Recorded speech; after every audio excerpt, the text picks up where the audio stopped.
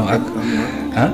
bala ngay tëj. waaw am na lu ma bëgg a yóbbante ñi borom conférence de presse yi. waaw ñi bala ñuy ñëwati ci penc mi. di wax ak askan bi. li ñuy wax nañ ko def ci les 3 tamis de Socrate. mu ne. tami xam nga tami. waaw tamit waaw. bi ci jëkk mooy ndax li ngay wax wóor na la. waaw. benn. waaw benn. bu la wóor ndax jëlee nga ko ci fu source yu leer. waay na nga vérifier loolu bala nga koy wax. waay. beneen bi ndax li ngay wax dëgg la. ñetteel bi mooy ndax bi li ngay wax am na njëriñ. am na njëriñ.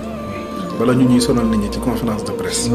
ak di wax nañu ko def ci 3 tamis yooyu. waaw nañuy wax lu leen wóor. oui nañuy wax dëgg. dëgg. nañuy wax njëriñ. njëriñ oui. c'est très important en tout cas tey moom ñun moom man en tout cas man. léegi dañoo nekk ci man la exercice de transparence waaw. boo hérité ci benn état. oui. li normal mooy nga def état des lieux. yow sax bu ñu la fekkoon dénk la boutique. bala ngay def jël boutique bi di jaay di jënd ak yooyu. oui. di nga def inventaire. bien sûr. lan laa fekk ci boutique bi. ñaata disons ñaata biscuit laa fekk ci boutique bi. ñaata tàngal laa fekk ci boutique bi. Bien sûr. ñaata saabu laa fekk ci boutique Bien sûr. bi. bala ngay commencé jaay. nga xam fan nga déparé ak fan nga jëm. ñoom nag ñu defee ko d'une manière sincèrement intelligente xam nga bu ñu ñëwoon rek daan nii def na état des lieux lii lañ bëgg a def pour rectifier la tangente maanaam pour lii lañ bëgg a def pour soqali réew mi. bu boobaa nit ñi dañuy dispersé wu. moo tax ñu ne dañuy def tey jii état des lieux bàyyi ba le 7 octobre nag ñu wal leen jàngoro yi ñu fi fekk nan lañ koy saafarawee loolu tamit c'est intelligent c'est à saluer. référentiel. wax nga ngoog document référentiel boobu. systématique. waaw mooy wane ñoom jàngoro yi ñu fi fekk yan pexe la ñuy bëgg a def pour saafara ko. loolu leer na léegi nag bala ñuy wax ci chiffres yi ñu joxe dañuy wax ci budget état nu muy doxee ba pare.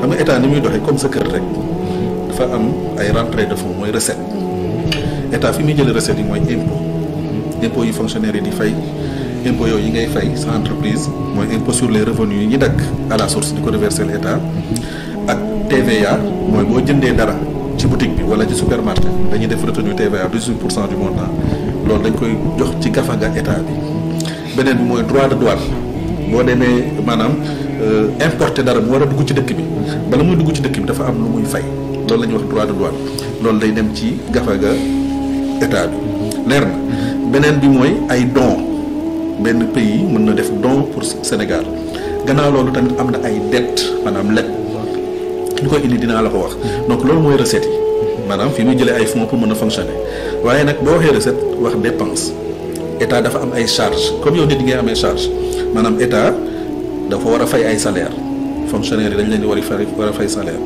policiers yi dañ leen di fay salaire enseignants yi dañ leen di fay salaire docteurs yi et cetera ñooñu ñëpp ci charge état lañu nekk. beneen bi état bi gannaaw bu mu amee ay charges de fonctionnement am na ay charges d'investissement war na tabax ay hôpitaux. war na tabax defar ay tali. war na def éclairage public. war na loolu yëpp ci dépense bi lay dugg. léegi nag bu fekkee ni yow say dépense dafa ëpp say recette maanaam li ngay dépenser moo ëpp yow li ngay am dafa am benn gap muy indi loolu la ñuy wax déficit budgétaire. li cëkk. mooy. li cëkk. waaw mooy li nga xamante ni matul daal. loolu la ñuy woy déficit budgétaire. déficit budgétaire boobu ñi dañoo waxoon ni 5,5% la. su ma jumul ma xool chiffre yi ah. waaw loolu la sax. waaw loolu mooy sécurité. gars yi bi ñu vérifié. déficit bi 10% la. dañoo waxoon 5,5%. waaw maanaam mu ngi mel ni da nga ni sa man li may am ci xaalis 10 000 francs la. yaa ngi dégg. samay dépense 15 000 francs la. donc li nekk ci diggante bi ñaata du 5 000 francs. loolu la ñu état bi waxoon alors que nag li nekk ci diggante bi du 5 000 francs samay dépense nekkul 15 000 de. samay dépense nekkate 30 000 la. xam nga li ma bëgg a wax. léegi au lieu de 5 000 de différence am na différence bu gën a màgg. muy 20 000 francs. xam nga li ma bëgg a wax. donc loolu dañoo communiquer wuñu les bons chiffres. loolu benn la beneen bi ñu ni la 1800 milliards leb nañ ko. xam nga mooy déficit budgétaire boobu boo amee loo xamante ni sa li ngay liggéey mayu la ko il faut nga wuti noo ko financer. doo toog sa loxo yi dem. da ngay leb xaalis. ñu ne ñoom nag leb nañ 1800 milliards yoo xamante ni kenn gisul fu mu jaar. alors que boo lebee xaalis dafa war a dugg ci budget bi dugg ci loi des finances assemblée voté ko ñu mën ko commencer dépenser.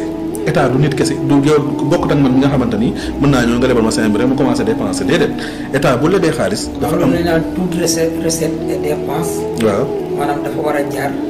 waruñu ko def te jaar ensemble. waruñu koo def te jaarul assemblée moo naan am ngeen da ngeen am des recettes yu bees. dañ koy bind ci loi des finances rectificatives. président Diomaye bi mu demee Chine.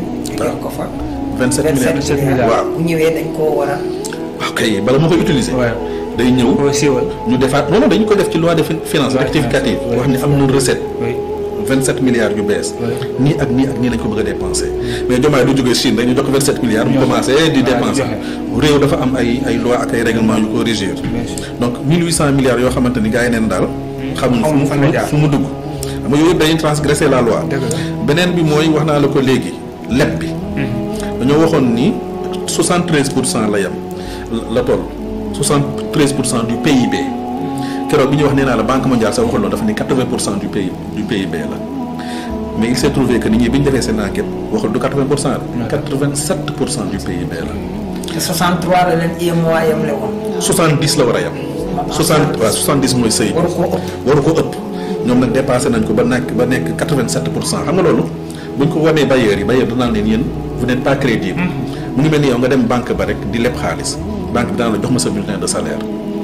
am na lu ñu naan quotité cessible maanaam bu ñu diviser sa salaire par 3 dañuy ñoom tiers boobu rek lañu am droit jël waruñu ko dépasser pour ñu mën ko xam nag il faut ñu am sa. lay dagg. waaw waroo am 10 millions maanaam 1 million par weer. ñu lay dagg 800 000. ok bu boobaa dañ lay lor donc tiers bi rek maanaam bu nañ def 900 000 boo amee 900 000 de salaire. ñoom li ñu lay dagg bu warut a dépasser 300 000 yi.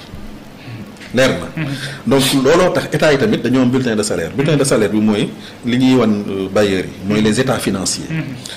day bailleur bi naan ko yow kat am nga bor bu toll nii am nga dépense yu toll nii am nga recette yu toll nii donc mën ngaa leb lii ci xaalis waaye warut a dépasser fii warut a dépasser 70%. déficit budgétaire bi tamit warut a dépasser 3%. nee naa la sànq on était à 10%.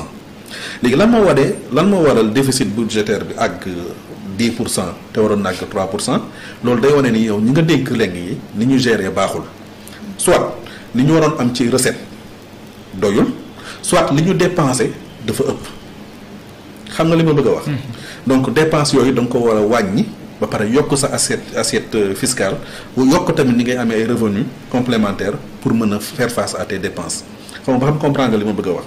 donc lii boo tënkee li ñu wax nii rek. lii c'est alarmant. waaye des na leneen.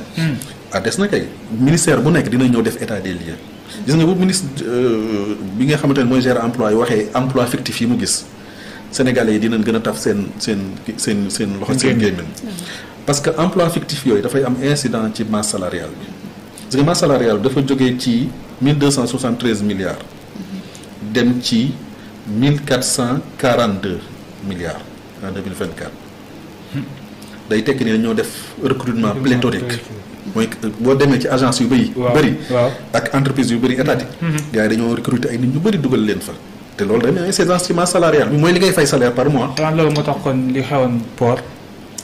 gis si misaal boobu moo gën a fës nag. moom lañ xam daal. moom lañ xamagum.